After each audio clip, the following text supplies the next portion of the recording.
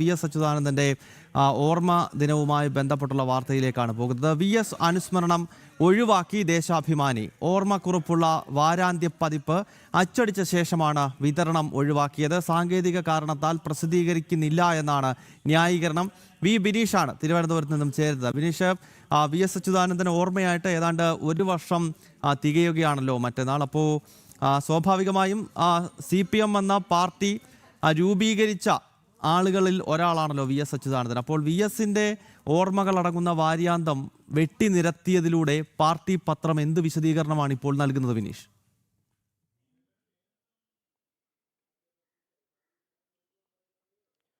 നിലവിൽ പാർട്ടി പൂർണ്ണമായും തന്നെ വി.എസിനെ ഓർമ്മിക്കാതിരിക്കാനുള്ള ശ്രമമാണ് നടത്തുന്നത്. അതിൽ തന്നെയാണ് ഏറ്റവും പ്രധാനമായി നമുക്ക് കണക്കാക്കാൻ സാധിക്കുന്നത്. ദേശാഭിമാനി എല്ലാ ഞായറാഴ്ചകളിലും വാര്യാന്ത്യ പതിപ്പിറക്കാറുണ്ട്. പക്ഷേ അടുത്ത 2 ദിവസം കഴിയുമ്പോൾ വി.എസ്. അച്യുതാനന്ദൻ്റെ ഒരു വർഷം തികയുന്ന മരണത്തിൻ്റെ ഒരു വർഷം തികയാണ് വി.എസ്. മരണപ്പെട്ടതിന് ശേഷം. അപ്പോൾ നിലവിൽ അതുമായി ബന്ധപ്പെട്ടുള്ള ഓർമ്മക്കുറിപ്പാണ് ഈ വാരാന്ത്യ പതിപ്പിൽ ഇറങ്ങേണ്ടത്. പക്ഷേ നിലവിലെ സാഹചര്യത്തിൽ ആ വാരാന്ത്യ പതിപ്പ് പുറത്തിറങ്ങിയില്ല എന്നതാണ് ഏറ്റവും പ്രധാനം.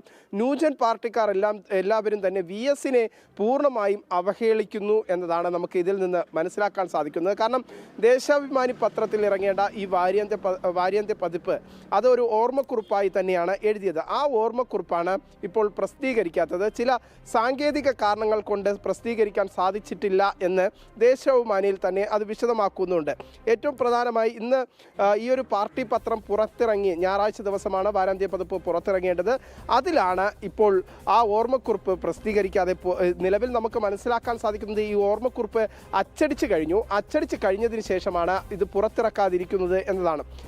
നമുക്ക് ഈ വാരാന്ത്യ പതിപ്പ് എഴുതിയതാകട്ടെ, ഈ ഓർമ്മക്കുറിപ്പ് എഴുതിയതായിട്ട് വി.എസിൻ്റെ മുൻ പ്രസ് സെക്രട്ടറിയും ജീവചരിത്രകാരനുമായ KV സുധാകരൻ എഴുതിയ ഓർമ്മക്കുറിപ്പാണ് പ്രസിദ്ധീകരിക്കാതിരിക്കുന്നത്. ഇതിന് പിന്നിൽ കൃത്യമായ ഒരു രാഷ്ട്രീയ അജണ്ട അല്ലെങ്കിൽ പാർട്ടിക്കുള്ളിലെ നേരത്തെ നിലനിന്നിരുന്ന പ്രശ്നങ്ങൾ അല്ലെങ്കിൽ വി.എസ്. പല ഘട്ടങ്ങളിലും പാർട്ടിക്കുള്ളിലെ തന്നെ തിരുത്തൽവാദിയായി ഉയർന്നു വന്ന സാഹചര്യം, ഇതൊക്കെ ഈ ഓർമ്മക്കുറിപ്പിൻ്റെ ഭാഗമാകും. അത് ഒരുപക്ഷെ പാർട്ടിക്ക് വരും ദിവസങ്ങളിൽ വലിയ രീതിയിലുള്ള തലവേദനയാകും.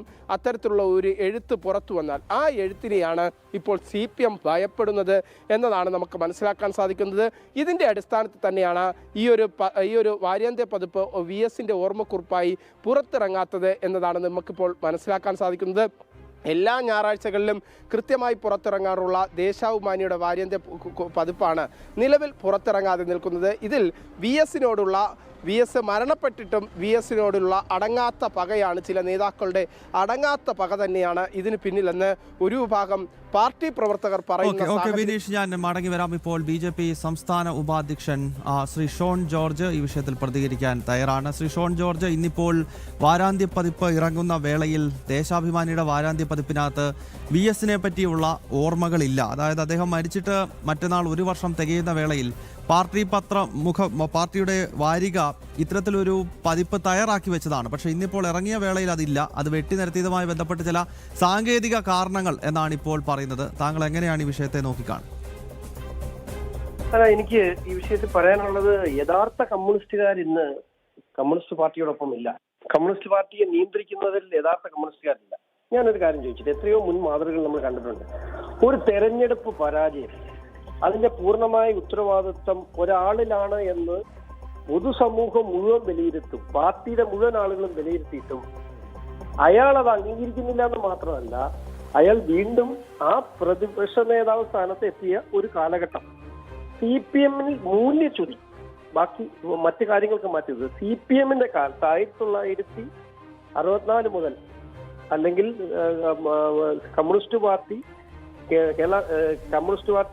മാർക്സിസ്റ്റ് ഗ്രൂപ്പ് ഉണ്ടായതിനു ശേഷം ഇത്രയേറെ, ഇതിനു മുമ്പും പരാജയങ്ങൾ സംഭവിച്ചിട്ടുണ്ട്, പക്ഷേ അവ ഉയർത്തിപ്പിടിച്ച മൂല്യങ്ങൾക്ക് ഇത്രയേറെ മൂല്യച്യുതി ഉണ്ടായ ഒരു കാലഘട്ടം ഉണ്ടായിരുന്നു. ഇത് കമ്മ്യൂണിസ്റ്റ് പാർട്ടിയല്ല, പിണറായി പ്രൈവറ്റ് ലിമിറ്റഡ് കമ്പനിയാണ്. അത് ഇപ്പോഴും തിരിച്ചറിയാത്ത കുറച്ച് ആളുകൾ സിന്ദാബാദുണ്ട്. ഞാനൊരു കാര്യം ചോദിച്ചത്, പിണറായിയുടെ മകൾക്ക് വേണ്ടി ED റെയ്ഡിന് തടസ്സം പിടിക്കാൻ ചെന്ന 26 സഖാക്കൾ ജയിലിൽ കിടപ്പുണ്ട്. ഇന്ന് വരെ അവരെ ഒന്ന് കാണാൻ പോകാൻ പിണറായി തയ്യാറായി. വെറുതെ അവരെ ഒന്ന് കണ്ട് ആശ്വസിപ്പിക്കാൻ. അത് പാർട്ടിക്ക് വേണ്ടി എല്ലാവരും ജയിലിൽ കിടക്കുന്നത്, അവരുടെ കുടുംബാംഗങ്ങളൊക്കെ പ്രശ്നത്തിലാണ്. കാരണം ഞങ്ങളുടെ ഭർത്താക്കന്മാർ ജയിലിൽ ഇതിനു മുമ്പും പോയിട്ടുണ്ട്, കുഴപ്പമില്ല, അതിനൊന്നും അവർക്ക് വിരോധമില്ല. പക്ഷേ AC-ക്കകത്ത് AC മുറിയിൽ അന്തി ഉറങ്ങുന്ന പിണറായി വിജയന്റെ മകൾക്ക് വേണ്ടി അവർക്ക് ജയിലിൽ കിടക്കാൻ മാനസികമായി ബുദ്ധിമുട്ടുണ്ട്. അത് ഇപ്പോഴും ഈ കമ്മ്യൂണിസ്റ്റ് പാർട്ടിയിൽ ഉണ്ടായ മൂല്യച്യുതിയെ മനസ്സിലാക്കാത്ത കുറച്ച് ആളുകളാണ് അവിടെ ഉണ്ടായിട്ടുള്ളത്. ഇത് വലിയ തിരിച്ചടിയിലേക്കാണ് കമ്മ്യൂണിസ്റ്റ് പാർട്ടി പോകുന്നത്. സഖാവ് VS പോലെ ഒരു യഥാർത്ഥ കമ്മ്യൂണിസ്റ്റ്, ഞാൻ സഖാവ് മരിച്ചപ്പോ ഞാൻ ഫേസ്ബുക്കിൽ ഇട്ട പോസ്റ്റ് അതാണ്, അവസാന കമ്മ്യൂണിസ്റ്റ് വിടവാങ്ങി. VS ആയിരുന്നു അവസാന കമ്മ്യൂണിസ്റ്റ്. അല്ലാത്ത നല്ല കമ്മ്യൂണിസ്റ്റ് മനസ്സുള്ളവരൊക്കെ കമ്മ്യൂണിസ്റ്റ് പാർട്ടി CPM വിട്ടിരിക്കുന്നു. അത് ഇപ്പോഴും കമ്മ്യൂണിസ്റ്റ് പാർട്ടി ഒരു വിഭാഗം നേതാക്കൾക്ക് മനസ്സിലായിട്ടില്ല എന്ന് മാത്രമേ ഉള്ളൂ. ഇതുകൊണ്ട് അത്ഭുതമായിട്ടൊന്നും ഞാൻ കാണുന്നില്ല. ആ VS-നെ ജീവിച്ചിരുന്ന കാലത്ത് അപമാനിക്കാൻ കഴിയുന്ന രീതിയിലൊക്കെ അപമാനിച്ച രാഷ്ട്രീയ പ്രസ്ഥാനമാണ് CPM. ഓക്കെ ശ്രീ ഷോൺ ജോർജ്, നിലപാട് വ്യക്തമാണ്. VS അനുസ്മരണം ഒഴിവാക്കിയിരിക്കുകയാണ്. CPM-ന്റെ മുഖപത്രമായ ദേശാഭിമാനിയുടെ വാരാന്ത്യ പതിപ്പ് അച്ചടിച്ച ശേഷം വിതരണം ഒഴിവാക്കി എന്നതാണ് ഇപ്പോൾ ഈ വിഷയം കൂടുതൽ വിവാദമാക്കുന്നത്.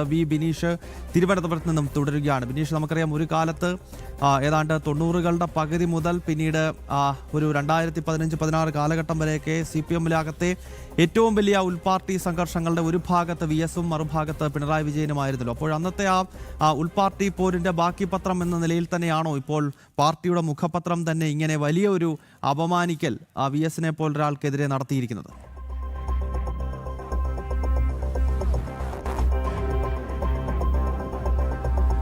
തീർച്ചയായിട്ടും ഒരു സംശയമില്ല ഗൗതം. ഇതിൽ പ്രധാനമായി നമുക്ക് പറയാൻ സാധിക്കുന്നത് VS മൺമറഞ്ഞു പോയി ഒരു വർഷം എത്തുമ്പോൾ പോലും പാർട്ടിക്കുള്ളിലെ വിഭാഗീയത, VS-നോടുള്ള വെറുപ്പ് ഇത് മാറാതെ തന്നെ നിലനിൽക്കുന്നു എന്നതാണ്. VS മരണപ്പെട്ടതിന് ശേഷവും VS-ന്റെ ഓർമ്മകൾ ഒരു കാരണവശാലും പുറത്തേക്ക് വരരുത് എന്ന് പാർട്ടിക്കുള്ളിലെ ചില നേതാക്കൾക്ക് ശാഠ്യമുണ്ട്. ആ ശാഠ്യത്തിൻ്റെ ഭാഗമായി തന്നെയാണ് ദേശാഭിമാനി ഇന്ന് പ്രസിദ്ധീകരിക്കേണ്ടിയിരുന്ന ഓർമ്മക്കുറിപ്പുകൾ, VS-ന്റെ ഓർമ്മക്കുറിപ്പുകൾ അത് പുറത്തിറക്കാതെ, ആ വാര്യാന്ത്യ പതിപ്പ് പോലും പുറത്തിറക്കാതെ, ചില സാങ്കേതിക കാരണങ്ങളാൽ പുറത്തിറക്കാൻ സാധിക്കില്ല എന്ന് പൊതുസമൂഹത്തോട് പറയേണ്ട സാഹചര്യം വന്നത് എന്ന കാര്യത്തിൽ സംശയമില്ല. ദേശാഭിമാനിയുടെ മുഖപത്രം അല്ലെങ്കിൽ പാർട്ടിയുടെ മുഖപത്രമായ ദേശാഭിമാനി അത്തരത്തിൽ ഇപ്പോഴത്തെ ഒരു ശക്തിക്ക് വേണ്ടി അല്ലെങ്കിൽ VS എതിർചേരിയിൽ നിൽക്കുന്ന നിലവിലെ പാർട്ടി നേതാക്കൾക്ക് വേണ്ടി VS-ന്റെ ഓർമ്മകളെ പോലും പൂഴ്ത്തി വയ്ക്കുന്നു എന്നതാണ് നമുക്ക് ഇതിൽ നിന്ന് മനസ്സിലാക്കാൻ സാധിക്കുന്നത്. വലിയ വിമർശനം തന്നെയാണ് ഈ വാര്യാന്ത്യ പതിപ്പ് പുറത്തിറങ്ങാത്തതോടുകൂടി പാർട്ടി പ്രവർത്തകർക്ക് ഇടയിൽ നിന്ന് ഉയർന്നു വരുന്നത്. എന്തായാലും ഒരു നിമിഷം കൂടി ഒന്ന് തുടരണം. ഇപ്പോൾ രാഷ്ട്രീയ നിരീക്ഷകൻ ശ്രീ TG മോഹൻദാസ് കൂടി ഈ വിഷയത്തിൽ പ്രതികരിക്കാൻ തയ്യാറാണ്. ശ്രീ TG മോഹൻദാസ് അങ്ങ് അറിഞ്ഞിട്ടുണ്ടാകുമല്ലോ, അതായത് ഈ VS-ന്റെ അനുസ്മരണം പാർട്ടി മുഖപത്രമായിട്ടുള്ള ദേശാഭിമാനിയുടെ വാരാന്ത്യ പതിപ്പിൽ നിന്നും വെട്ടിമാറ്റിയിരിക്കുകയാണ്. അപ്പോൾ അച്ചടിച്ച ശേഷം ഒരു ലേഖനം ഉൾപ്പെടെ എഴുതിയതിന് ശേഷം സാങ്കേതിക കാരണങ്ങളാൽ ഇത് വാരാന്ത്യ പതിപ്പിൽ നിന്നും ഒഴിവാക്കുന്നുവെന്ന വിശദീകരണമാണ് ദേശാഭിമാനി നൽകുന്നത്. അങ്ങ് എങ്ങനെയാണ് ഈ വിഷയത്തോട് പ്രതികരിക്കുന്നത്? അതെന്ത് മണ്ടത്തരമാണ്. അവരൊരു സാധനം പ്രസിദ്ധീകരിക്കുന്നില്ലെങ്കിൽ പ്രസിദ്ധീകരിക്കുന്നില്ല. അത് ഞങ്ങളിങ്ങനെ ഒരു സാധനം പ്രസിദ്ധീകരിക്കാൻ വെച്ചിരുന്നു, അത് സാങ്കേതിക കാരണമാണ് പ്രസിദ്ധീകരിക്കുന്നില്ല എന്നൊക്കെ പറയേണ്ട കാര്യം എന്താ? എത്രയോ പത്രങ്ങൾ, എത്രയോ മാറ്റർ പ്രസിദ്ധീകരണ യോഗ്യമല്ല എന്ന് കണ്ട് മാറ്റിവെക്കാറുണ്ട്. അതിന്റെ ലിസ്റ്റൊന്നും ആരും പ്രസിദ്ധീകരിക്കാറില്ലല്ലോ. ഇതൊക്കെ എന്ത് പരിപാടിയാണ്? ഇവരുടെ പണ്ട് മുതലുള്ള ഏർപ്പാടാണ് ഈ അവർക്ക് ഇഷ്ടമല്ലാത്ത ആളിനെ തമസ്കരിക്കുക എന്നുള്ള പരിപാടി. അയാൾ ജീവിച്ചിരുന്നില്ല എന്നുള്ള മട്ടിൽ അവരങ്ങ് പെരുമാറിക്കളയും. ആള് വലിയ മഹാനായിരിക്കും, ആയ കാലത്ത് ഇവരുടെ വലിയ നേതാവൊക്കെ ആയിരിക്കും. പക്ഷെ മരിച്ചു കഴിയുമ്പോഴോ അല്ലെങ്കിൽ പിണങ്ങി നിൽക്കുമ്പോഴോ പിന്നെ അയാളില്ല എന്നവർ വിചാരിക്കും. ഗൗരിയമ്മയുടെ കാര്യത്തിൽ ഇതുപോലെ ചെയ്ത, ഗൗരിയമ്മയെ പാർട്ടിയിൽ നിന്ന് പുറത്താക്കി. എന്നിട്ട് ഗൗരിയമ്മ ഉദ്ഘാടനം ചെയ്ത CITU ഓഫീസ് അത് ഇതൊക്കെ ഉണ്ടായിരുന്നു. അതിൻ്റെയൊക്കെ ആ കല്ലിൽ നിന്ന് ഗൗരിയമ്മയുടെ പേര് ചുരണ്ടിക്കളഞ്ഞു ഈ മഹാഭാവികൾ. ആരെങ്കിലും ചെയ്യുന്ന പ്രവൃത്തിയാണ് അത് ചെയ്യിച്ച്. അങ്ങനെയാണ് മാർക്സിസ്റ്റ് പാർട്ടിയുടെ ഒരു സ്വഭാവം. അവർക്ക് ഇഷ്ടമില്ലാത്ത ആള് എക്സിസ്റ്റ് ചെയ്യുന്നില്ല. എനിക്ക് ഓർമ്മയുണ്ട്, വർഷങ്ങൾക്ക് മുമ്പ് KG മാരാർ അന്തരിച്ചു. എറണാകുളത്ത് ജന്മഭൂമി ഓഫീസിന് മുമ്പിലായിരുന്നു പൊതുദർശനത്തിന് മൃതദേഹം വെച്ചിരുന്നത്. കമ്മ്യൂണിസ്റ്റ് പാർട്ടിയിൽ നിന്ന് ഒരാൾ പോലും വന്നില്ല, ഒറ്റയാൾ വന്നില്ല. കോൺഗ്രസിൽ നിന്ന് AC ജോസ് മാത്രമാണ് വന്നത്. ഇതാണ് അവർക്ക് ഒരു മനുഷ്യന്റെ മരണത്തിലുള്ള ഒരു പെരുമാറ്റം. മഹാമോശമാണ് ഇതൊക്കെ ചെയ്യുന്നത്. വി എസിനെ അവർക്ക് ഇഷ്ടമല്ല, വി എസിനെ ഇഷ്ടമല്ലാത്ത ഒരുപാട് പേരുണ്ട്. പക്ഷെ വി എസ് കേരള രാഷ്ട്രീയത്തിലെ ഒരു ഫിഗർ ആയിരുന്നില്ല. കേരള രാഷ്ട്രീയത്തിൽ അതിനപ്പുറത്തേക്ക് റീച്ചൊന്നും ഈ പറഞ്ഞ വി എസിനും ഇല്ല. ശരി, അപ്പൊ അങ്ങേരുടെ ഒരു അനുസ്മരണം കൊടുക്കുക എന്നൊക്കെ പറയുന്ന ഒരു മര്യാദ മാത്രമല്ലേ.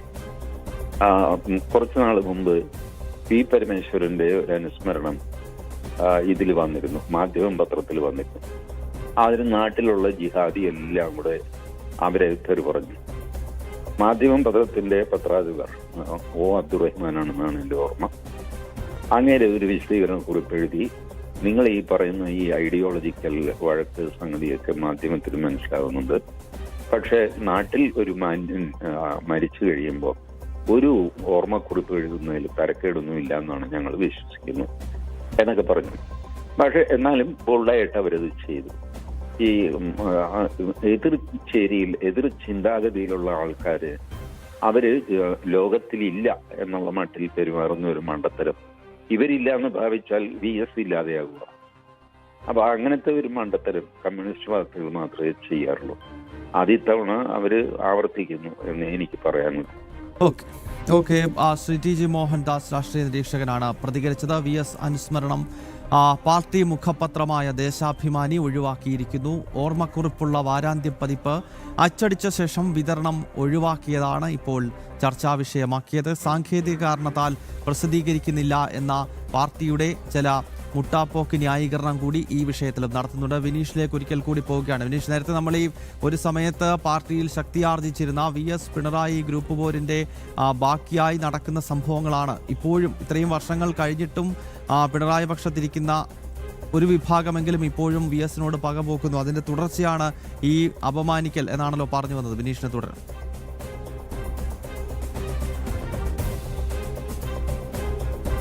തീർച്ചയായിട്ടും അത്തരത്തിലുള്ള ഒരു പകപോക്കൽ തന്നെയാണ് വി എസിന് നേരെ ഇപ്പോഴത്തെ ഈ ഒരു പ്രബല ശക്തി, പാർട്ടിയിലെ പ്രബല ശക്തി വിഭാഗം എന്ന് പറയുമ്പോൾ ഇപ്പോഴും പിണറായി വിജയൻ്റെ നേതൃത്വത്തിൽ പിണറായി എന്താണോ പറയുന്നത് അതിനനുസരിച്ച് പ്രവർത്തിക്കുന്ന ഒരു സംവിധാനം മാത്രമാണ് ഇപ്പോഴും CPM ഘടകം കേരളത്തിൽ എന്നതാണ്.